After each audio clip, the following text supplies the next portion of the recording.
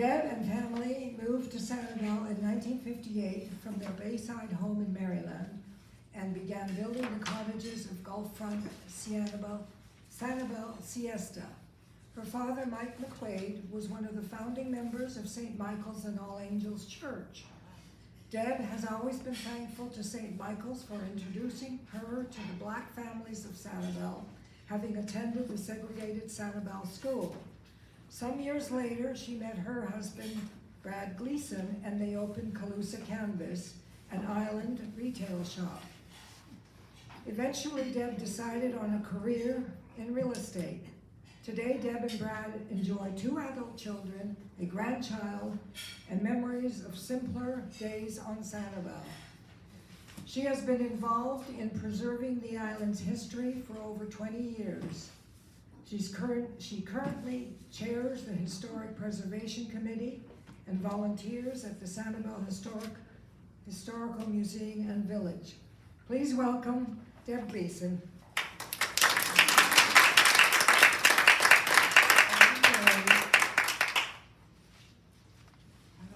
If some of you realize that I'm the backup act. Pam Miner was going to be doing this, and I was asked to do it in her stead since she wasn't available. And I hope you don't mind being so low tech. I was told that many of your presentations are done with PowerPoint, and I'm a dinosaur, I have to admit. So thank you for asking me to come, though. And the original theme of this talk was to be Women of the Village, Pioneering, Practical, Preserving. And I was told I could change that theme if I wanted to, but there's really no reason to change it, since both village history and island history are exactly that, pioneering, practical, and preserving. And as just a side note, I find it curious that without exception, those most interested in preserving island history are also strive to preserve our island sanctuary. So that's island life, and that's island values, and it's to be admired. Our Sanibel Historical Museum and Village was founded in 1984, so we're having our little bit more than 40-year anniversary. And we have to thank Eleanor Dormer, our founder, for it was she who made sure that historic preservation was part of the Sanibel plan, and then went on to chair the first Historic Preservation Committee, and then find a setting and a building to showcase our island history. This here, is Ellie Dormer, and sometimes I'll call her Eleanor, and sometimes I'll call her Ellie. But she actually grew up here as a child in the 20s and 30s. Her drive to preserve history was instinctual, as she had spent much of her childhood here in her family's winter home, which became their primary home. She went to the old Sanibel school in the late 20s and early 30s and knew many of the first pioneer families. As an adult, she attended college majoring in literature and history, and then she went on to serve her country in World War II as a lieutenant in the Navy, primarily in intelligence code breaking. It was there that she met her husband, and when they retired, they returned to live on Sanibel with their 3 children. It's then that she decided to research and write her original reference book, The Seychelles Islands. I don't know if any of you have this book. This is the definitive #1 history book on the island. I will say that you can get mired up in some of the research that she did, so if you have trouble sleeping at night, you can pick this up. And I don't think she would oppose me saying that, because she was very exact, very complete. This was her first edition that I believe she did in 1974, and then 5 years later, she produced another edition because she wanted to include more information about the incorporation of Sanibel. So she was very, very active in that. So we have many women over the decades who have given hundreds of hours at the museum and village. The vast majority of volunteers and employees have been women, and I think without these dedicated workers, the village simply wouldn't have survived. It's really primarily women run, and it's been for the good of us. There were women like Milby Rushworth. I don't know if anyone knew Milby. She was a parishioner here. Emily Alfino, who is still here on the island. She worked many years as our executive director, and now she's a reporter with the San Cap Chronicle. And more recently, we have people like Heather Corbin and Jerry Magg, who spent most of their lives on Sanibel. And while there are others, many people who have come to volunteer at the village simply have come after they've retired here. And it's been a real joy to work with people. One person who has spent most of her life on Sanibel and gives the museum and village her knowledge and expertise is none other than Sanibel librarian Betty Anhold. I don't know if you go to the Sanibel Library, but she is by far the expert. We're very lucky to have her. She and her husband Jim, when they arrived here, they actually ran a trolley service, and they would take people around the island in the 80s, and they gave island history and wildlife sanctuary tours on a trolley. And a lot of people really enjoyed that. She has researched every dimension of island history, from digging at archaeological sites to sifting for dates and figures in the US Census reports from over a century ago. I actually discovered a headstone back in our Sanibel Cemetery. There are two ridges in the cemetery. If you've ridden your bike by it, it's back off of Middle Gulf Drive. And I found a headstone with the name William Purdy on it, P-E-A-R-D-E. And I couldn't find any information on it. And so I just mentioned that to Betty, and of course she just went right back into the census and told me who he was and who his family was, and his daughter had married one of the Barneses who came very early to one of the first homesteaders on the island. She just instinctively knows how to find the information, and so it's a terrific thing. She's been fascinated by Florida history since her graduation from Rutgers, which always amazes me that we have such a well-educated librarian here. And she's written at least 7 books and vast numbers of articles. She continues to advise the Sanibel Historical Museum and has been a priceless source for historical fact for many documentaries that have been produced by Ken Sneeden for both our museum here and the Captiva Island Historical Society.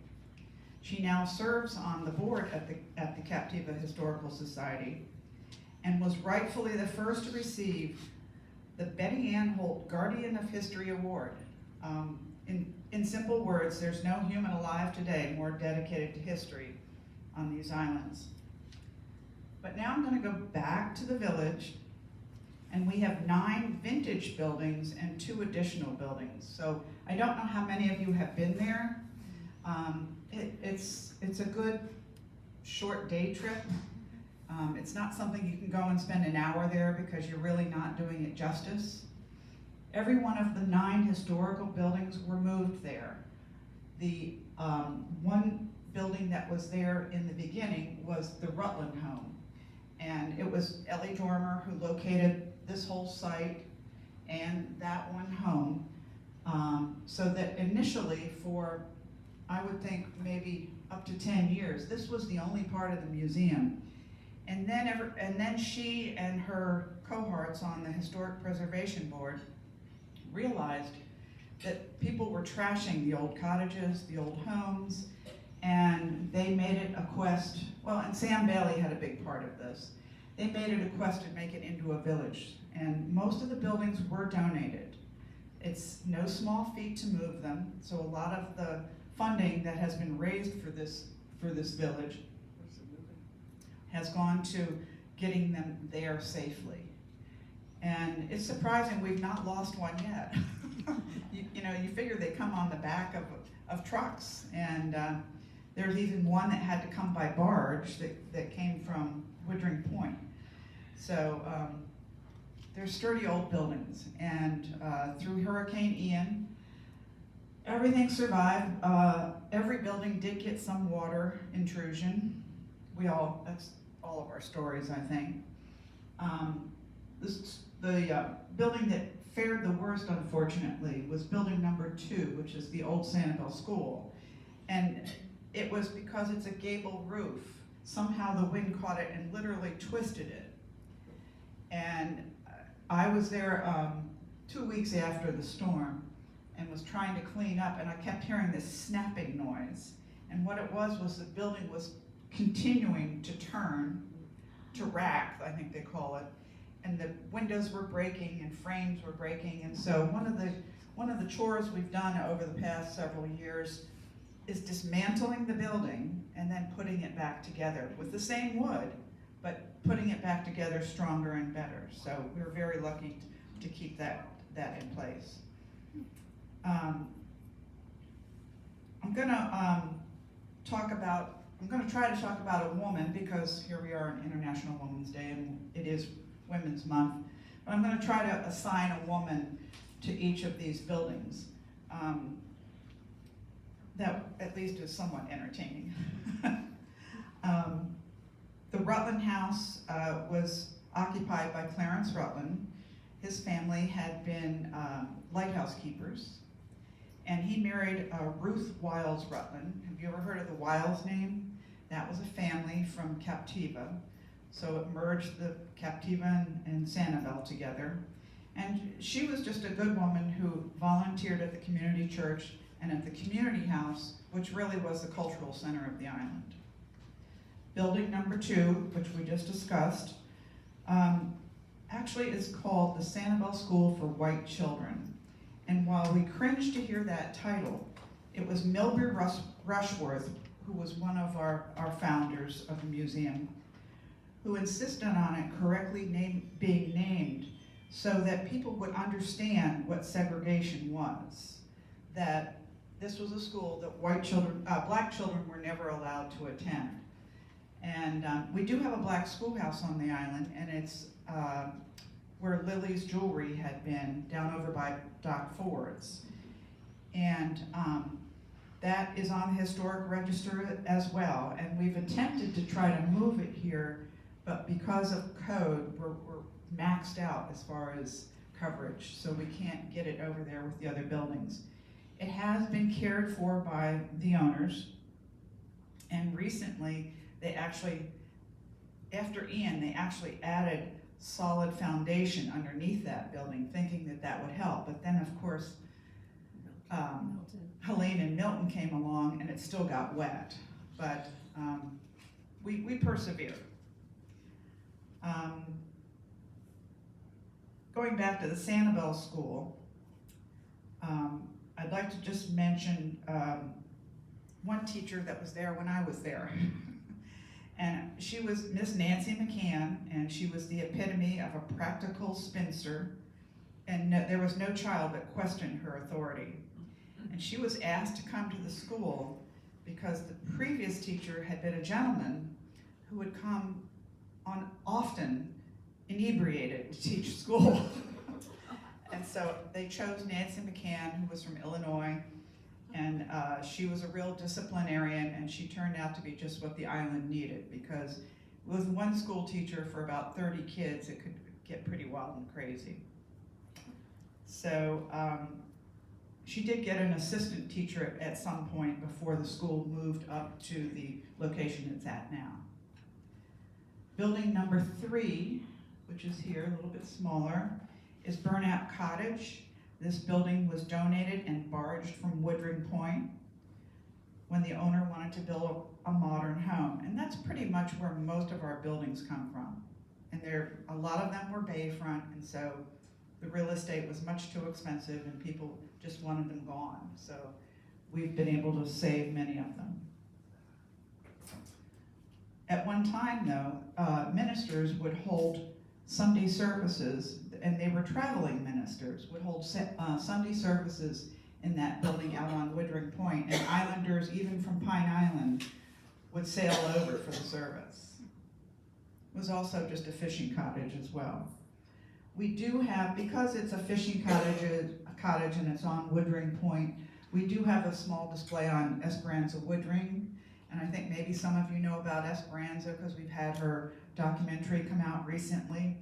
And she was an amazing woman. She showed us all that one of the best fishing guides was a woman, and she was a widow, and she raised her son and did very well, and actually was a strong island character. Building number 4 is Miss Charlotta's Tea Room, right here. And it had started out on the bayfront and had been built by the Bailey brothers. This was before Francis and Sam. I'm sure some of you know Francis and Sam, but before that, their father was Frank Bailey and Uncle Ernest. And they had built that to actually be a gas station. And when you look at it, it has that overhang. And so it's very obvious that it had been intended as a gas station. But after the storm of 1926, the actual store had been on a wharf, and it was taken out by the storm. And so this little building had to be Bailey's store for a year before the big Bailey store was built back on dry land. So in Miss Charlotta's Tea Room, after they had gotten the store going in the new store, Charlotta Matthews had a little place where people could go in and have lunch and what have you, and she actually had a little miniature golf course behind it, and this was in the 30s. And this is when the ferry came in on the bay side towards the end of Bailey Road initially. But the ferry service was run by the Kinsey family, and the Kinsey family decided somewhat later, late 30s, that they wanted the ferries to dock on their property, which was down closer to the lighthouse. And so the tea room failed after the ferry landing was moved. But that's all right because Charlotta Matthews was needed over at Island Inn. And I don't know if many of you have been to Island Inn, but it was one of our great losses from Hurricane Ian. Okay, building number 5 is not a vintage building. This is called the Packing House. And the reason it's called a packing house is it's where we hold our collection. It's where anything we need to store, we put in there.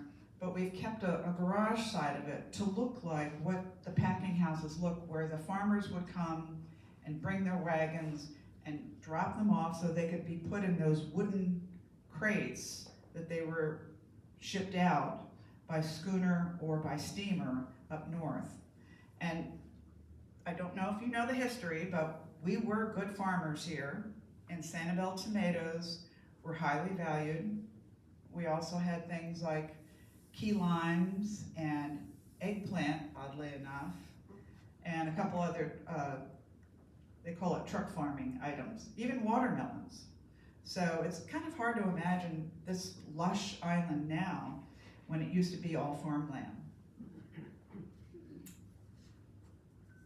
Okay, one thing I wanted to mention about the packing house, it made me think about the homesteaders. In 1888, Sanibel was finally open to homesteading. It had been open to homesteading in other areas of Florida, I believe in 1864, but this entire island was part of the Lighthouse Reservation, and so it had been held back from homesteading. So in 88, they opened it for homesteading, and there was one very, very strong rule that if you had bore arms against the Union of the United States, you could not be a homesteader, which means a lot of the Southern men could not hold land in their name. So their wives did. I'm sure Betty has gone through and found census reports about this.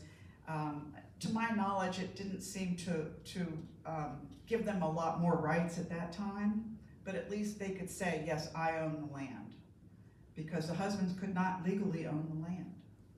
And they could homestead up to 160 acres, which was a lot of property. Okay, building number 6 is the Reed Post Office, and it's this very small building here. And again, on the bayfront, that's where the schooners came in, the steamers.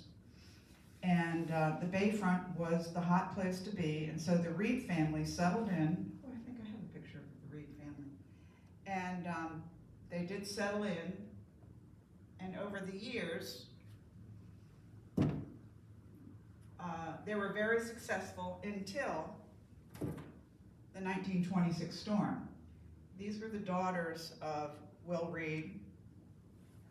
And what had happened is that it tore up a lot of the buildings that they had there at Reed's Landing. And this little tiny building here was built with recycled wood. They just picked up any planks of wood they could find and rebuilt a post office. And many years ago, the Cross family donated it to the museum. It was one of our first new buildings after the Rutland House. So here it was, built out of reused wood, and it still made the trip to the museum and village with not a problem.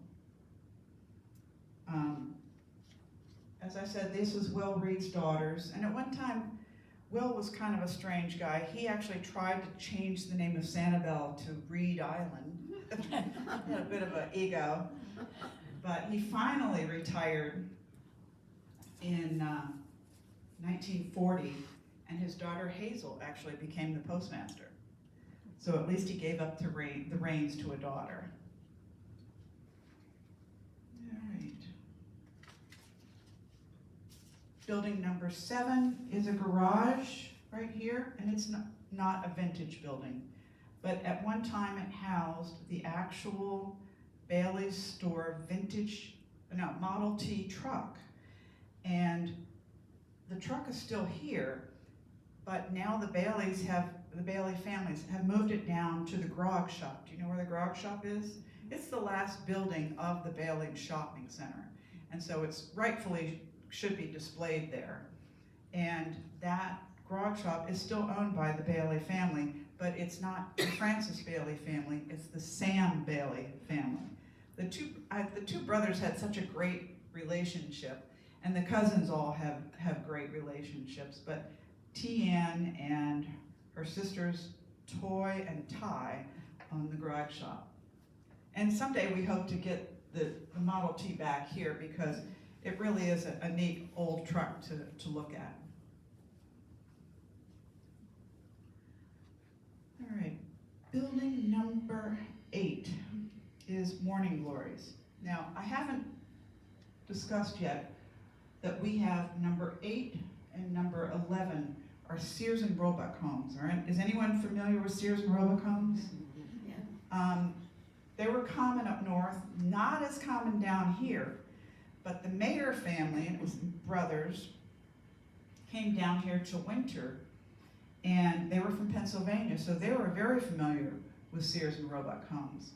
And it made it a lot easier to have the packaged home sent to you and then put it together, because we were still pretty remote out here.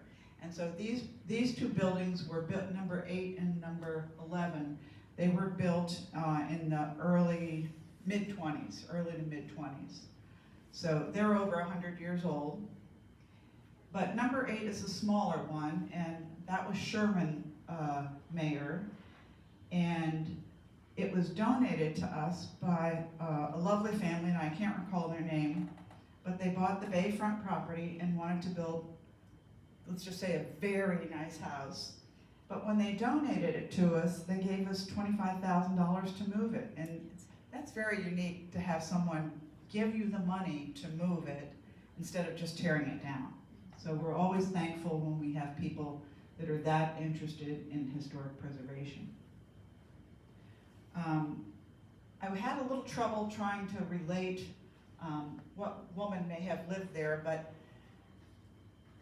it turns out that Ellie Dormer's sister Gay ended up probably buying this from another family member, and she lived in that building. So it did stay in the Mayer family for many years. And it also is probably the only building that has some of the original woodwork, fireplace, lighting fixtures. I mean, it's really a nice cottage to go in and view. Number 9 is the caretaker's cottage. Now, number 11, 9, and 8 were on the bayfront, and you could see them coming across on the ferry. You could look over and those buildings were there. But this was where the help lived. And it could be various people, but in the end, when the Daisy mayor owned this building, when she got older, she actually hired the Gavin grandparents, who were also older, to come and stay in the caretaker's cottage. And Mr. Gavin did yard work, and Hannah Gavin did housework. And I thought I had a picture of Hannah, perhaps I don't. No, that's too bad. I blew that. I don't have a picture of Hannah. But they were the founders of the Gavin family here on Sanibel. They came in 1970, and they did sharecropping, and there's still some of their descendants that live here on the island. Number 10, that's one of my favorite buildings. This is the Bailey store, and it's the second Bailey store. I did mention that the first one was out on a wharf. It got torn out in 1926. The only thing left from it was a safe that had sunk, so they were able to pull that up. But it was quite the storm, and so a lot of this is original in this old Bailey store. It was donated by the Bailey family, and it's one of the buildings that we've actually modernized and put, instead of making it true to life, it has more videos and that sort of thing in it. So it gives people a different perspective. But the woman that I wanted to talk about in the Bailey store was Frank Bailey's wife. And she's not here. Somebody's on the floor. Oh, she could be there. There she is. This is Annie Meade Matthews Bailey and her 3 boys. Now that's Francis, Sam, and John. And a lot of people don't know John because he was the brother that left and moved to the Jacksonville area. And he actually had, he wanted to be kind of a cowboy, so he had kind of a farm there. And he has come back, not recently of course, but he would come back for our 4th of July parade and bring mules and a wagon. So the Baileys were always part of our history, that's for sure. And this is a steamer that they're standing on because that was the primary mode of travel, was you got on a steamer at this time. And unfortunately, Annie passed away when the boys were just barely into their teens. And it was very hard for Frank to raise 3 boys, but that's just how it happened. This is a postcard that's in your books that you got today. It's on page 48. And if you want to read it later, I just find it very, very encouraging. At first I wasn't sure about it until recently. I've reread it and decided that I really like this poem. And these are her 3 boys, and I believe it, even though it doesn't say it on the card, I believe it was Annie that wrote the poem. So on page 48, if you want to check that out at some point, the Bailey's postcard is there. Now, Annie Meade and Miss Charlotta in the tea room were sisters. And so the Matthews family had Island Inn, and so really Bailey's store and Island Inn were very connected through the years.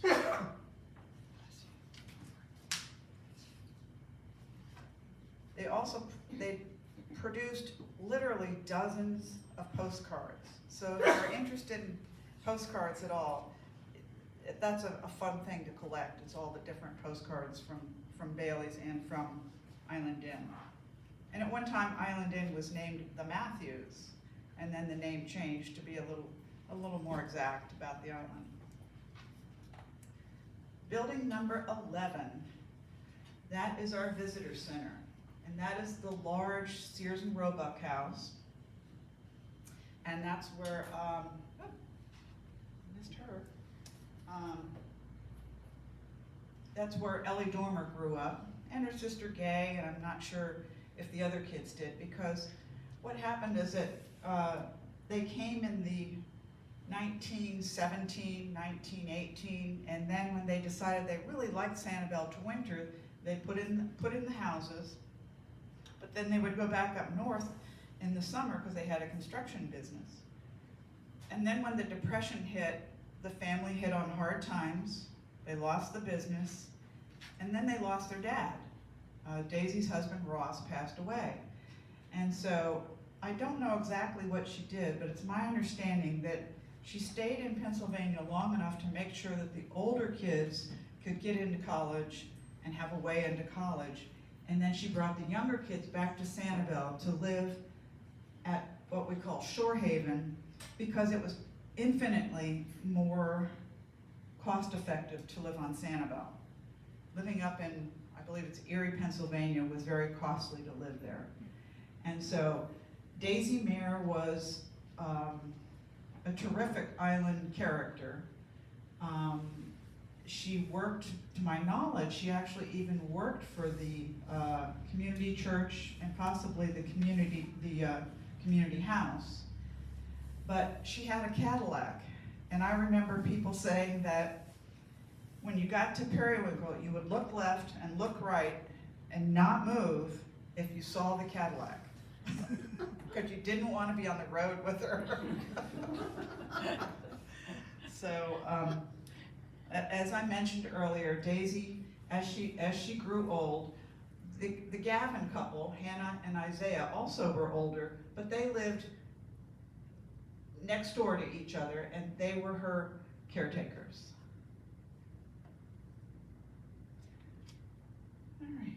So now you know a little bit more about our village, and that there are dozens more women who have given decades of dedication to the museum. There are some women who actually helped create this church. I don't know if any of you know the name Betty Sears and Evelyn Pearson. They were movers and shakers. They formed the first choir here. Obviously they weren't part of the construction, but they were definitely part of the first group here at your church. They also had a little restaurant called the Nutmeg House. I don't know if any of you are familiar with that. Yeah, they were terrific island folks. And they have a descendant that lives here, Michael Bilheimer, that owns the Lighthouse Cafe. Actually, Michael only owns a very small part of it. He did sell it to his nephew, Dan. So if you go to Lighthouse Cafe, there's a little history there too, from many years ago. So Sanibel's always been blessed with positive, practical, preserving, and persevering pioneers and patrons. So that's all I have today. So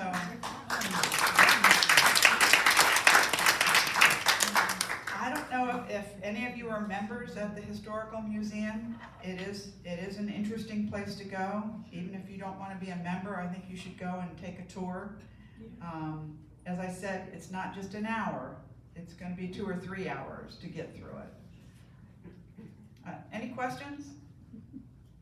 We are so blessed to have had you here. What a gift to Women's History Week. You were perfect. Oh, thank you, Barbara. Thank you so much. You're so knowledgeable. We really appreciate it. Did I interrupt the questions that people were going to ask her?